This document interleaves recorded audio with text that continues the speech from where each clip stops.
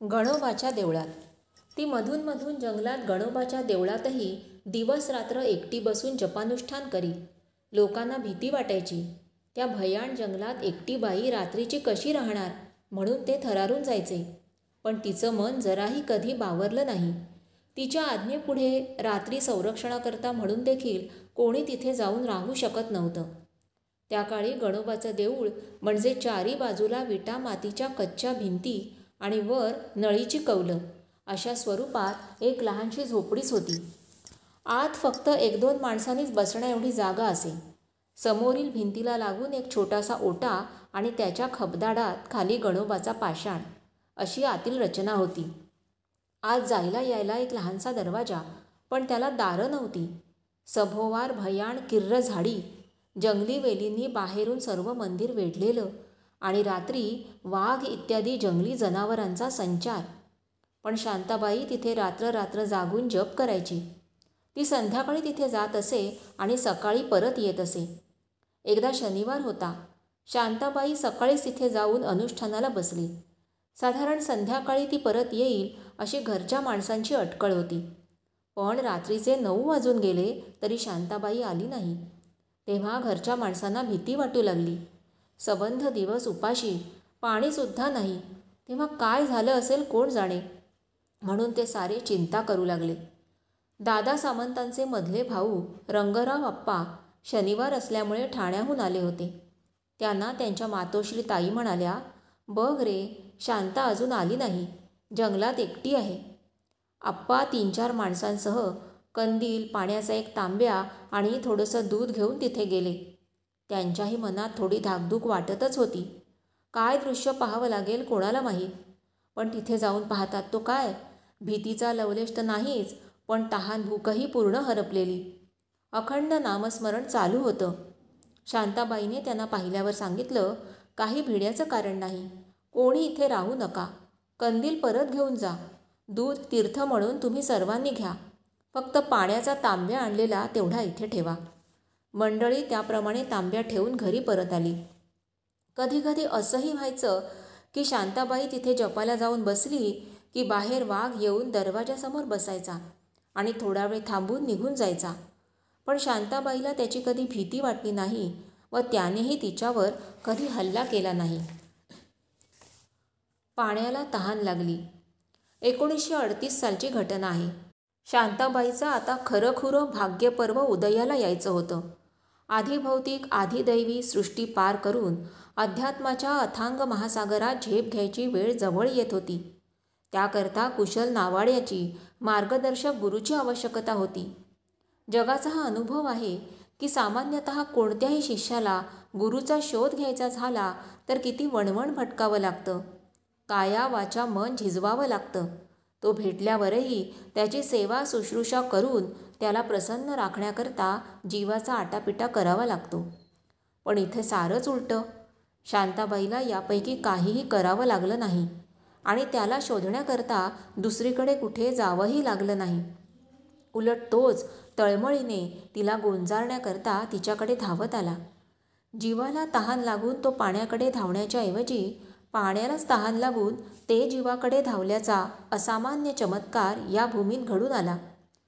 पुढच्या कालखंडातही अनेक प्रसंगात शिष्या रागावतेय आणि गुरु तिला समजावतायत, मनधरणी करतायत अशा विचित्र घटना वेळोवेळी घडल्या आहेत, ज्यांना जगात तोड नाही. सानपाड्याच्या मठस्थानात चैतन्य ज्योतीच्या स्वरूपात वावरणारे श्री बाळकृष्ण महाराज आपल्या पाया घातलेल्या कार्याच्या पूर्ततेसाठी पूर्वीपासून आपला पट्टशिष्य तयार होण्याची वाट पाहतच होते. त्यांना शांताबाईची ही दिव्य पावन साधना पाहून प्रेमानं भरतच आलं आणि आंतरिक ओढीने ते तिचं कौतुक करण्याकरता धावत आले. एके दिवशी शांताबाई नेहमीप्रमाणे पूजापाठ उरकून जपाला बसली असताना अचानक कुठून तरी "बाळ" अशी प्रेमाने हाक मारून तिच्याशी कोणीतरी बोलल्याचा आवाज तिला ऐकू आला. तिने चमकून चोहीकडे पाहिलं, पण कुणी नाही. थोड्या वेळाने पुन्हा तोच प्रकार. अंतराळातून सारखा आवाज येत होता, "बाळ, मी आलोय. बाळ, मी आलोय." शांताबाईला काही उमजेना. हा आवाज कुठून येतोय? कोण बोलतंय? भूतपिशाच तर नव्हे, कशा करता आले आहेत? तिला कशाचाच उलगडा होईना. शेवटी तिने मनाचा धीर करून विचारलं, तुम्ही कोण आहात? उत्तर आलं, मी सद्गुरू बाळकृष्ण तुला भेटण्याकरता आलोय. शांताबाई उद्गारली, मला खरं नाही वाटत. एवढे मोठे सद्गुरू माझ्यासारख्याकडे येतीलच कसे? तुम्ही कोणीतरी पिशाच्चच नक्की आहात. मला सद्गुरू म्हणून सांगून भुरळ घालता आहात. तेव्हा श्री बाळकृष्ण महाराजांनी कळवळून उद्गार काढले, बाळ, मी पांडुरंगाची शपथ घेऊन सांगतो, मी पिशाच्च नाही. तुझा सद्गुरू बाळकृष्ण आहे. तुला मार्ग दाखवण्याकरता, तुझी तपश्चर्या वाढवण्याकरता आलोय. तेव्हा कुठे शांताबाईचा विश्वास बसला आणि ज्या अर्थी पांडुरंगाची शपथ घेतायत त्या अर्थी पिशाच्च वगैरे कोणी नसून श्री बाळकृष्ण महाराजच आहेत याची खात्री पटली. ती त्यांना म्हणाली, महाराज क्षमा करा, पण मला प्रत्यक्ष दर्शन का देत नाही? नुसते बोलता. महाराज म्हणाले, बाळ, मी जखड म्हातारा. माझं विचित्र रूप पाहून तू घाबरशील म्हणून रूप न दाखवता नुसतंच भाषण करतो. त्याचाच तुला खरा उपयोग आहे. पण शांताबाईने ते ऐकलं नाही आणि रूप दाखवण्याचा आग्रहच धरला. तेव्हा त्यांनी आपलं रूप तिच्यासमोर प्रगट केलं. एकदम गाल बसलेली, पांढरी शुभ्र लांब दाढी आणि केस असलेली, पांढऱ्या कफनीतली एक अत्यंत कृश पण भव्य अशी वृद्ध मूर्ती तिला दिसली. तिने नम्रपणे त्यांच्या चरणी मस्तक नमवलं. त्यांनी आपला वरदहस्त तिच्यावर धरला. त्यानंतर रोज नियमितपणे गुरु शिष्यांच्या भेटी होऊ लागल्या.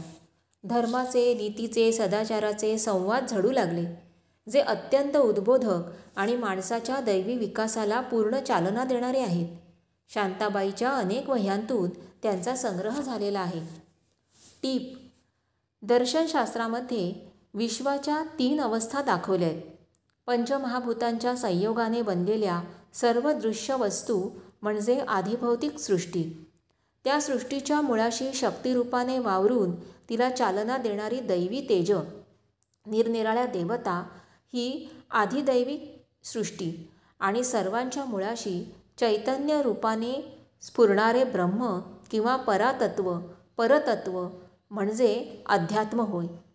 विश्वाचा अंतर्वर्ती सूक्ष्म आत्मा म्हणजे अधिक आत्मा या अर्थाने त्याला अध्यात्म म्हटलं जातं. या एकापेक्षा एक सूक्ष्म आणि श्रेष्ठ अशा अवस्था आहेत. सर्वात सूक्ष्म आणि श्रेष्ठ अवस्था ब्रह्मस्थिती असते. मुमुक्षुला किंवा परमार्थ मार्गाला जाणाऱ्या साधकाला प्रथम भौतिक सृष्टीवर विजय मिळवला की दैवी सिद्धी प्राप्त होते आणि तीही ओलांडून पलीकडे अध्यात्मात प्रवेश केला की पूर्ण मोक्ष किंवा परमात्म प्राप्ती होते.